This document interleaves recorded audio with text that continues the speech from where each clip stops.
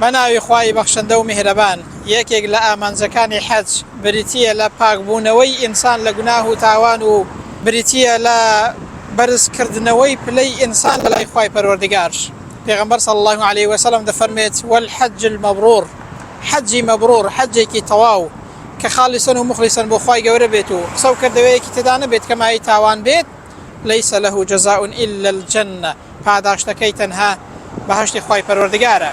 ئەو کەسەی کە حەجێکی تەواو دەکات، پێغەمبەر دەفەرمێت صلی الله عليه وسلم وەکو منداڵێک کە تازە لەدایک دەبێت، هیچ گوناه و تاوانێکی نییە، ئەو کەسە ئاوا لە گوناه و تاوان پاک دەبێتەوە.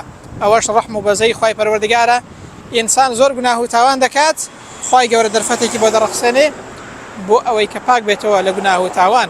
کەواتە بزانە ئەی حاجی بەڕێز، ئەو کەسەی کە حەج دەکەی، ئەوە دەرفەتێکە بۆ ئەوەی گوناه و تاوانەکانت بسڕیتەوە و بۆ ئەوەی وا بکەی کە خوای گەورە لێت خۆش بێت، خوای پەروەردگار حەز لە هەموو لایەکە قبوڵ کات و ئەوەشی حەجی نەکردووە خوای گەورە بیکاتە قسمەتی حەجی ماڵی خوای پەروەردگار بکات و خوای گەورە لە هەموو لایەکمان خۆش بێت.